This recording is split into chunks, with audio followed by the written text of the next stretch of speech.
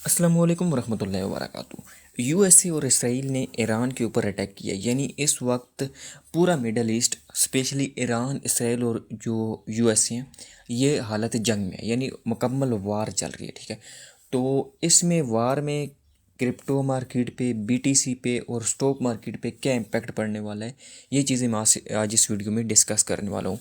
क्योंकि जो middle east है और स्पेशली आपका यूएसए, इसराइल और ईरान, ये बहुत ज़्यादा रिलाई करती है क्रिप्टो मार्केट पर, स्टॉक मार्केट भी देखे। तो ये चीज़ें मैं इस वीडियो में डिस्कस करने वाला हूँ। वीडियो को अपनी शुरू से लेकर लास्ट तक लाजमी देखनी है। और इसके अलावा अगर आपने अभी तक चैनल को सब्सक्राइब नहीं किया तो वीडियो को लाइक एंड शेयर करके चैनल को सब्सक्राइब कर लो। वीडियो डिस्क्रिप्शन आपको मेरे व्हाट्सएप और टेलीग्राम चैनल का लिंक मिल जाएगा, वो लाजमी ज्वाइन कर लें। तो सबसे पहले बात करते हैं कि वार जो है इसके पीछे रीज़न क्या है, यानी कि क्योंकि ये चीज़ हम जब देखेंगे तो हमें पता चलेगा कि जंग कितनी चल सकती है, कहाँ तक इसका दायरा कार हो सकता है और ये कितनी लंबी चल सकती है। ठीक है, तो इसी हिसाब से हम अंदाज़ा लगा सकते हैं कि मार्केट अप जा सकती है, डाउन जा सकती है। सबसे पहले आपको बताता चलूँ, इसराइल और अमेरिका यानी यूएसए, इन दोनों का जो मतलब एक गोल है या आप कह रहे एक टारगेट है ईरान में रजीम चेंज। रजीम चेंज से ये मुराद होता है कि जब कोई भी गवर्नमेंट है, कोई भी हुकूमत है, उस हुकूमत को ख़त्म करना और उस हुकूमत की जगह अपनी न्यू हुकूमत लाना। ठीक है, अब मतलब इनका जो एक टारगेट है वो ये है कि ईरान में जो अभी हुकूमत चल रही है, मतलब जैसे सैयद अयतुल्ला खामनाई जो थे, जो कल शहीद, इस पे मैं बात करता हूँ।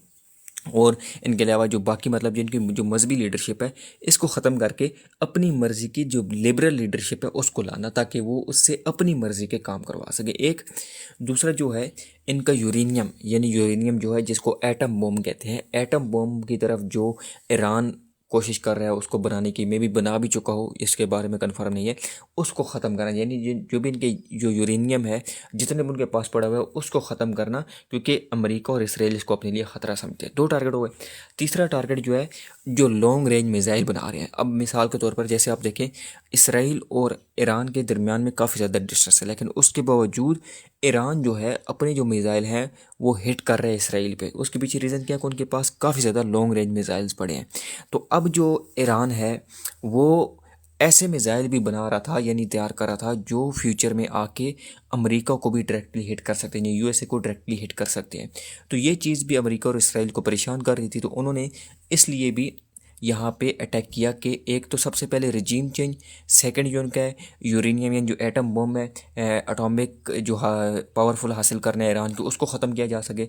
तीसरा जो है वो है जी उनका मिज़ाइल, जो लॉन्ग रेंज मिज़ाइल है उनको ख़त्म करना। ठीक है, तो इन तीनों अहदाफ में अगर पूरी तरह अमेरिका और इसराइल मतलब इसको पूरा करना चाहते हैं तो इसमें उनको एक लंबा टाइम लग सकता है, यानी एक दो दिन की सिर्फ बमबारी से या जंग से, वार से ये होने वाला नहीं है। ठीक है, अब ये हो गया इनकी तरफ से, यहाँ से तो लग रहा है कि ये और लंबी चलेगी। और कल जो नेतन्याहू ने, जो इसराइली सदर है, वज़ीर आज़म है, और उसके अलावा सदर ट्रंप ने जो यूएसए का सदर है, उसने जो बयान दिए उनमें से यही लग रहा है कि अभी ये बमबारी कई हफ्तों तक जारी रहेगी और ये महीनों में भी कन्वर्ट हो सकती है अगर ईरान की तरफ से आगे से कोई अच्छा रिस्पॉन्स आता है। अब बात करते हैं ईरान के रिस्पॉन्स की। ईरान ने वैसे कल ही जैसे जंग स्टार्ट हुई तो उन्होंने पूरे मिडल ईस्ट को मतलब एक किस्म का अपने अहदाफ का निशाना बनाया, मतलब अपनी मिज़ाइल से। अब मिसाल के तौर पर उन्होंने क्या किया, सबसे पहले उन्होंने सऊदीया को नहीं छोड़ा, Dubai, UAE, Qatar, Bahrain, Kuwait, Israel तक, यानी हर जगह जहाँ जहाँ पे अमरीकी अड्डे थे उन्होंने वहाँ पे अटैक किया। ठीक है, अच्छा, अब एक तो ये रीज़न थी कि उनके पास एक बेसिक रीज़न ये थी कि इन अड्डों से हमारे ऊपर हमला किया जा सकता है, हम सिर्फ अमरीकी अड्डों पे निशाना बना रहे हैं। ठीक है, ये चीज़ हो गई। दूसरा, अब तक पहले ये लग रहा था कि ये सिर्फ सर्वाइवल की जंग है, यानी जो ईरान लड़ रहा है वो अपनी दिफा, हक की दिफा इस्तेमाल कर रहा है, यानी वो सर्वाइवल की जंग लड़ रहा है। तो सर्वाइवल की जंग में इस तरह होता है। लेकिन आज सुबह उनका जो सुप्रीम लीडर थे, यानी जो मजहबी उनकी जो एक लीडरशिप थी, वहाँ पर उनके जो सबसे जो बड़े लीडर थे, सुप्रीम लीडर सैयद आयतुल्ला खामनाई, उनकी शहादत की भी तस्दीक हो चुकी है। तो इस वजह से अब जो ईरान का मौक़िफ़ है वो सिर्फ सर्वाइवल नहीं है, बल्कि वो है मरो या मारो, यानी उन्होंने बदला लेना है। उन्होंने ख़ास तौर पर ऐलान किया है कि हम अपना इंतकाम लेंगे, यानी जो सैयद आयतुल्ला खामनाई शहीद हुआ, हम उनकी शहादत का इंतकाम लेंगे। और इसके अलावा उन्होंने आज रात 10 या दिन 10, बल्कि रात 10 को, क्योंकि दिन को 10 तो गुजर चुके हैं, उन्होंने एक ये स्टेटमेंट भी दिया है कि हम बहुत बड़ा हमला करने वाले हैं इसराइल और सारे मिडल ईस्ट पे, ठीक है। तो इससे भी अगर ये ऐसे होता है, और ट्रंप ने भी आगे जवाबन ये कहा कि अगर आप ऐसा होता है, यानी जो उन्होंने वार्निंग जारी किया ईरान अगर ऐसा करता है तो उसके बहुत भयंकर नताइज आएंगे, ठीक है। अच्छा, अब सैयद आयतुल्लाह खामनाई की जो शहादत हुई है उससे काफ़ी ज़्यादा पूरे मिडल ईस्ट बल्कि पूरे वर्ल्ड में अगर आप समझे तो एक कशीदगी फैल चुकी है जहाँ जहाँ पे शिया हज़रात है, क्योंकि जो सैयद आयतुल्लाह खामनाई थे वो आपको सिर्फ मतलब ईरानी नहीं बल्कि वो जहाँ भी अहल थी यानी शिया है उनके, वो एक बहुत बड़ी उनकी व्यूवरशिप थी और फॉलोअर थे, जिनकी वजह से जहाँ जहाँ थे वहाँ पे बहुत ज़्यादा मज़ाहिर हो रहे। अब मिसाल के तौर पर पाकिस्तान में कराची में हुआ, जहाँ पे अमेरिकन एम्बेसी में, वहाँ पे अमेरिकन एम्बेसी में फायरिंग भी की गई अमेरिकन फौजी की तरफ से, जिसमें काफ़ी ज़्यादा शहादत हुई। पाकिस्तान में 31 के राउंड अबाउट हो चुकी है अब तक, शायद जब तक वीडियो अपलोड हो तब तक और ज़्यादा हो चुकी हो। लाहौर में किया गया, और गिलगित बल्तिस्तान जो पाकिस्तान के ज़ेर कमान है वहाँ पे भी अक़वाम मुत्तहिदा की जो सेंटर था उसको बिल्कुल आग लगा दी गई एहलतशी के एहतजाज में, ठीक है। तो ये सारी चीज़ें जब आप देखें तो आपको क्रिप्टो मार्केट हो, स्टॉक मार्केट हो, तो इसके ऊपर डंप आता नज़र आता है। अब रीज़न क्या है मैं आपको बताता हूँ। जो यूएसए है, अगर आप देखें ना, क्रिप्टो मार्केट हो, स्टॉक मार्केट हो, 50% से ज़्यादा बल्कि इससे भी ज़्यादा मैं समझता हूँ, आप एक बड़ा हिस्सा जो है वो यूएसए से आ रहा है, अमेरिका से आ रहा है, ठीक है, आपकी इन्वेस्टमेंट का, चाहे वो क्रिप्टो में हो चाहे वो स्टॉक में हो। और उसके अलावा जो मिडल ईस्ट है, मिडल ईस्ट से काफ़ी ज़्यादा है, जिसमें दुबई है, ईरान है, आपका सऊदीया है, ठीक है, बाकी ममालिक हैं, अरब ममालिक हैं, वहाँ से बहुत ज़्यादा आपका क्रिप्टो में इन्वेस्ट हो रहा था और स्टॉक में इन्वेस्ट हो रहा था, ठीक है। अब चूँकि ये जो जंग है, वार है, सिर्फ ये जो है आपकी इसराइल, अमेरिका और क्या कहते हैं आपके इन तक ईरान तक नहीं रह गई, बल्कि अब ये जंग है ये पूरे मिडल ईस्ट तक फैल चुकी है। अब देखिए कहीं पे भी जंग होती है, वार स्टार्ट होती है, तो उसकी वजह से पैनिक सेल होती है। अब पैनिक सेल क्या होती है, सबसे पहले मैं आपको ये बता दूं, पैनिक सेल ये होती है क्योंकि क्रिप्टो हो, स्टॉक हो, ये थोड़े एसेट जो हैं, ये एसेट रिस्की एसेट, और क्रिप्टो बहुत ज़्यादा रिस्की है स्टॉक से ज़्यादा, ये बात मैं आपको बता दूं। यानी स्टॉक में अभी तक कोई डाउनफॉल नहीं। उसकी रीज़न क्या है कि स्टॉक मार्केट जो होती है वो टोटली ऑफ रहती है संडे, सैटरडे संडे, ठीक है। इस वजह से आपको स्टॉक में तो कल से कोई डाउनफॉल नज़र नहीं आया, लेकिन जैसे ही मार्केट सॉरी ये जंग स्टार्ट हुई है तो उस वक्त क्रिप्टो मार्केट में, ये बीटीसी में आपको दिखा रहा हूँ, सारी क्रिप्टो क्रैश हुई है।